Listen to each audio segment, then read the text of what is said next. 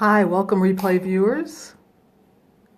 Hi, this is Loretta Lovehuff, the Dream Leader for Business, and today's scope is on how to be and stay happy with 5 simple tips. I think that happiness is a critical component to living a really good, productive, happy life. And I know a lot of people kind of struggle with happiness because they think that their happiness is based on what the rest of the world is doing. And I'm here to kind of challenge that thought and to encourage you to take your happiness in your own hands. Hi, Lauren, welcome. So put your name as you join in the chat box and where you're scoping in from so I can say hi even more. So I believe that happiness, hey, Amy, welcome. So I believe that happiness is in our hands. And I think it was an early thank you, hi. It was a mistake that I made early on in my life because I thought that happiness came from outside of me, that people had to do things. Thank you for the green hearts, really appreciate it. United Kingdom, welcome. Hey, thanks so much. Appreciate you scoping in. So it must be nighttime over there. So I believe that happiness is in our hands and that we have way more to do with the happiness that happens in our life than the other people. Hi, Stick on tattoos. Hey, welcome, Buns. Welcome, Buns. We're talking about happiness today. My name is Loretta Lovehuff. I'm the Dream Leader for Business. I help people and teams exceed their dreams. Thank you. I love purple hearts. Those are beautiful. And I work with business owners to help them grow their business and to be really productive and successful in it. And I work with people in corporate America who are trying to get more credibility in their job, to get more visibility, to move up the corporate ladder. And I help people who are already managing people manage them even better. Thank you. Thank you. Thank you. Thank you. Love all those hearts. Patosh? I can't quite read that. I think that's what it says anyway. Welcome. So today's scope is not quite so business oriented. It's way more personal. And it is about keeping yourself happy and not being dependent on the circumstances in your life to make you happy. Because there are circumstances. So there are times when things are going really well. There are times when things aren't going so well. But if your happiness is solely dependent on what's happening, hi, recovery, welcome. So if your happiness is dependent on the circumstances in your life is going to be a cascade of up and down, because good things happen and bad things happen, and that's the way it is. So really important that you take control over how you feel about things. So I've got some tips for how I think we can better manage the emotional state, in our body because we're in charge. That's actually one of the things that I say when I'm speaking is that I believe that we have more options than we generally see and more control than we tend to take. So I encourage people to look at the circumstances that they're dealing with and not feel like they're trapped or that they have no recourse. So I always believe that we can ask for things. We may not always get what we ask for, but we have a much higher chance of getting what we want when we ask for what we want. So sometimes, and I made this mistake early on, I expected people to make me happy. In particular people like husbands. So I expected them to make me happy. At the beginning they make you happy, and then life goes on, and and I realized at some point that it's not anybody's job to make me happy. It's my job to make me happy. So I ask for things that I want. I have discussions, and I'm not perfect at it. So there are times when it's kind of awkward for me to bring up topics as well with people in my life, whether it's a good friend or spouse or somebody I'm working with, but I know that it's up to me to make the situations go more in the direction that I would like for them to go. So here's one thing. So even when things aren't going really well, you can raise your own emotional level of happiness by finding something in your life that does make you happy and focusing your attention on that. Kadima, hey Kadima, welcome. World, hey, welcome. So we're talking about happiness and how you can put happiness in your control. So let's say something happens and you're not happy, and there's not much you can do about the thing that happened. There still is something that you can do about how you're feeling about that thing or how you're feeling about life in general. So the first tip is find something in your life that you do feel good about. So it might be how you feel when you're exercising, or it might be feeling the sunlight on your shoulders when you're outside, or it might be listening to the birds in your backyard. Or it might be playing with your dog, playing catch, or having your pet sit on your lap. Or, there are things that you can do that will make you feel happy. There are things you can think about that will make you feel happy. So in those times when you're not feeling quite so good, Nico, hi, welcome. In those times when you're not feeling so good, take your attention off the thing. Excuse me. Bazik, I can not read that. Bazit Court, it's a long name, but welcome anyway. I appreciate you being here. So find something that you can put your attention on that does make you happy. So whether it's, a memory from something in the past, a great trip that you took, something you can actually do right now that make you feel happy. So listening to a certain kind of music makes me happy. The song Happy makes me happy. So there are actually two songs, my two go-to songs when I need to feel happy. One of them is Pharrell Williams' song Happy. So I actually listened to that 24-hour marathon that he put on over the course of a weekend. And I think that song resonates with people so well because deep inside we know how important happiness is to the quality of our life. So that's one of my go-to songs is Pharrell Williams' Happy. The other one is Yolanda Adams, I Believe I Can Fly. I love that song. So whenever I'm kind of doubting myself or feeling like something's not going quite as well, I put on either Happy or Yolanda Williams, I Believe I Can Fly. I know, I love that song. It is so inspiring to me. I actually recommend it to other people to listen to. And I sometimes play it at some of the speaking gigs that I have. So for those of you who are joining, yeah, I believe I can touch the sky. I know. I think about it every night and day, right? Spread my wings and fly away. Love that song.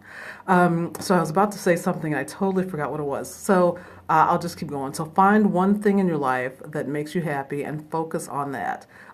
Because it'll make you feel better, and when you feel better, you'll make better choices. You'll see things that you hadn't seen before. So look for things that make you happy and invest your own time in doing the things. When I marry you, I'm married already. Thank you very much. I appreciate the love there. Would I touch the sky? I would touch the sky. Woo! So, but I touch the sky, with my heart because I can't actually get to the sky, but I can touch it with my mind and, with my feelings and emotions. So spread your wings and fly away. So that's the tip. So tip number one is find something that makes you happy. Kobe Wan, hi, welcome. Robinson, Monique, hey, welcome. So Loretta Love Huff, the business coach, I thank you. I appreciate that. Who is purple? I can't read the purple something. But anyway, thank you so much. I appreciate it. So tip number two. So if you're ready for tip number two, put a 2 in the chat box and we'll get on to tip number 2. So, yay, there you go. All right, thanks so much. So tip number 2 is take one small action that will move you closer to happiness. It might be something as simple as, writing a letter. It could be journaling. It could be just going out and taking a walk, taking a break from whatever is stressing you out, and, spending some time doing something that you like. Listening to music, playing music, reading something that's inspiring, talking to a friend who generally does make you happy, but getting your attention off of the thing that was distressing you and focusing your attention on things that make you happy. So take one small action. Don't just sit there. So you can sit there and think happiness and feel happiness, but then if you actually physically do something, something happens when we move our bodies. So sometimes when I'm talking to people on the telephone and I don't know what that word means. So sometimes when I'm talking to people, I have them actually put themselves into different states. So, and I should probably do a whole scope about this, so let's say you're thinking about doing something, you've got a decision to make and you're a little bit nervous. Thank you so much for the orange hearts. I appreciate that. Welcome. So usually if you're up against like a big important decision, you should go, bye-bye, bye-bye. If you're facing a really big decision, you might be facing 3 different kind of emotions. So one of them might be fear. So you might be experiencing some fear about making a decision, moving forward towards something that seems really important to you. So what I would have my clients do is actually think about that fear and articulate it, because fear keeps us stymied when we let it overtake us. So if you are able to articulate, here's what I'm afraid of, just by saying specifically, here's what I'm afraid of, the fear starts to diminish a little bit. So articulate that fear. Then I say physically get up and move someplace else, because we actually harbor a lot of emotions in our body. And when you can move your body, your emotional state actually can shift a little bit as well. So get up, move to a different part of the room, look at a different wall in the room, get a different perspective. Hi, welcome. So here's how to deal with emotions when you're not feeling so happy. So articulate the fear. Then there might be like a doubt. So you're doubting that something's going to work out. So say, kind of express what all your doubts are. Because again, expressing things frees them from the trap that they hold when you're fighting with them in your head.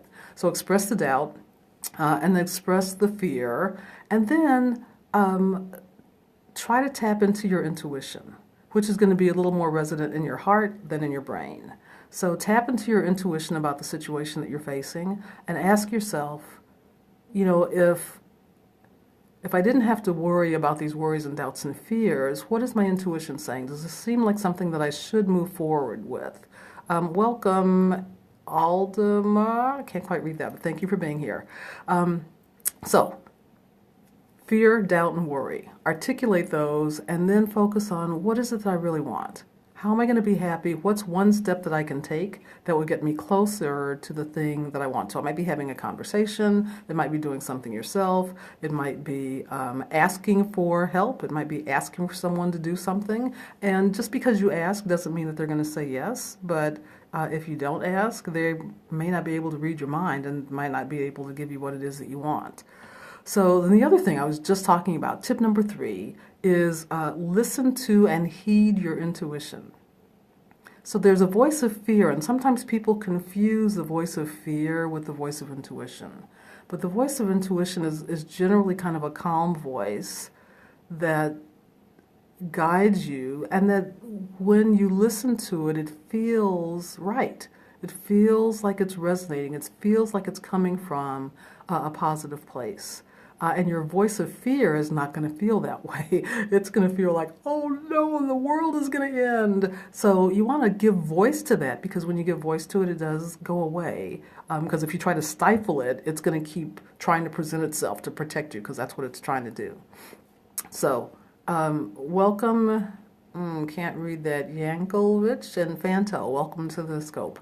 So we're on tip number 3, which is listen to and heed your intuition. So start getting in touch with your intuition. So one of the things that helps me is meditating, or just sitting quietly and letting all the thoughts float through, and posing a question to myself: what is it that I really want here? What is going to make me happy? Thank you for the heart. I always appreciate those. So listen to and heed your intuition. Then tip number 4 is decide that your happiness is the most important thing. Now that sounds really selfish, I know, but in reality, if you're in charge of your life, your happiness is the most important thing. So I'm not saying do things to make other people unhappy. That's not the point. But in your own life, your priority should be doing as many things as you can to make you happy. So taking your life, in control of your life in your own hands, making requests, asking for things that you want. Again, you may not get them all the time, but if you ask, you're more likely to get them than if you don't. And then do things to make yourself happy on your own. So whether it's listening to music, spending time with a favorite friend, spending time by yourself and reading. I won't say schedule in time, but schedule in time. Do things to make you happy. And then tip number 5, and this is the final tip, and we're going to wrap up unless there's some questions here, is focus on what's inside and kind of ignore the outside influences. When I was a young kid, I had a hard time articulating what my wants were. Hi, welcome. So we're on tip number 5. I'll do a brief recap right at the end, and then we'll wrap up. But you can watch the replay while it's up, and I'm going to try to get this on YouTube, so you might even catch it there. So tip number 5 is focus on the inside and shut out the outside influences. So sometimes when I was younger, how old are you? You look like you're 22. Thank you. I'm way older than that. I'm like more than twice that old, but actually I'm 3 times that old. Holy smokes. I hardly believe that. I really can't believe how old I am, but pretty darn old. Not quite 3 times, but close. But thank you anyway for the compliment. I try to look young, and it's because I try to be happy. Actually, happiness has been an important thing for me for a very long time. So, I think one of the things that has people not look so attractive is that they're worried and they feel victimized, and they're just not living the life that they want to live. And I have always strived to live the life that I wanted to live, not hurting anybody else if I could avoid that, but living the life that was going to make me happy. So I think that actually helps. So focused on the inside and shut out the outside. So what I was saying, when I was younger, it was hard for me to make decisions that were going to impact somebody else. And the way that, oh, thank you for inviting somebody to come watch this.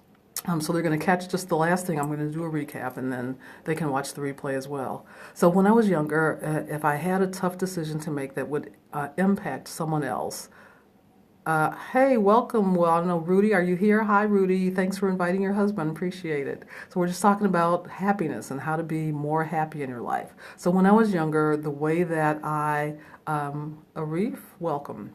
The way that I could make decisions that would end up with me being happy was pretending that I didn't have to tell anybody what my decision was.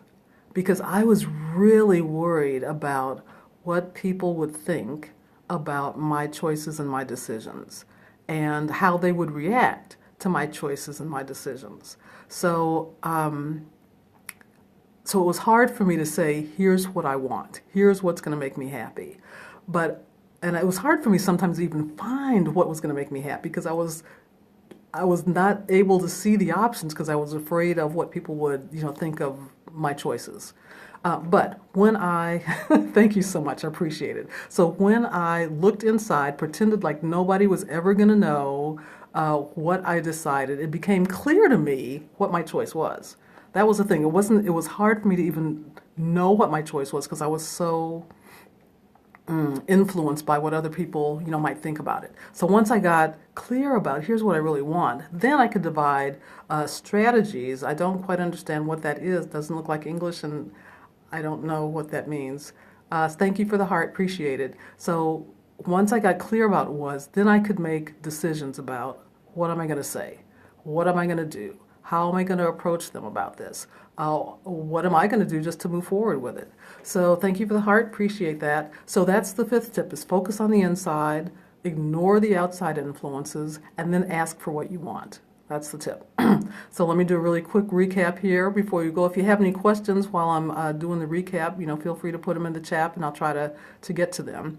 So I think that happiness is really, really critical. And the thing that spurred me to even think about this was I was thinking about a conference, Fiber Libri. Sorry, I botched that really badly. But I attended a conference where a woman who had been in, I forget what country in Africa she was in, but the Tutus and somebody else were battling and they were killing each other off. And she hid in a bathroom with 9 women for, I think it was 3 months, in a bathroom in Africa.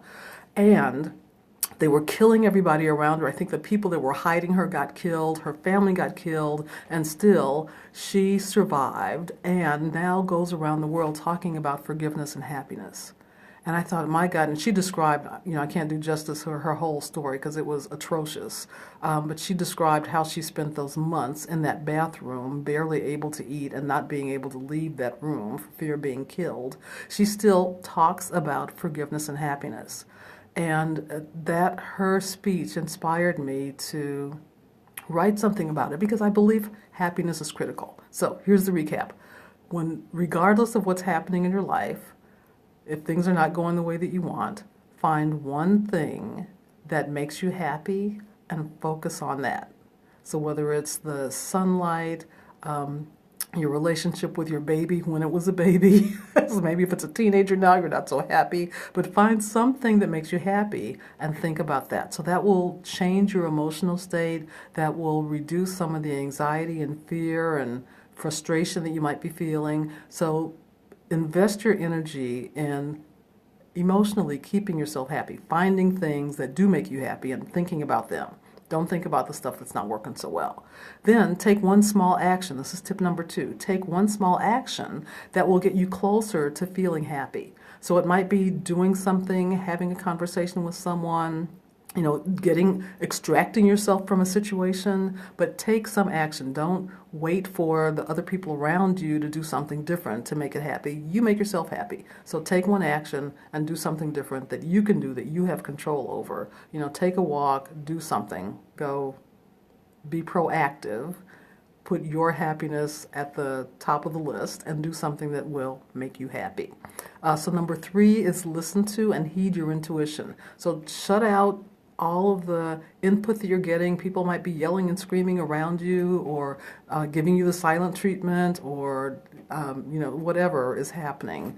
Kind of put all that away and listen to your heart and what's happening to your heart and what your voice of intuition is telling you, because that will make it more clear what you want to do. And then decide that your happiness is the most important thing.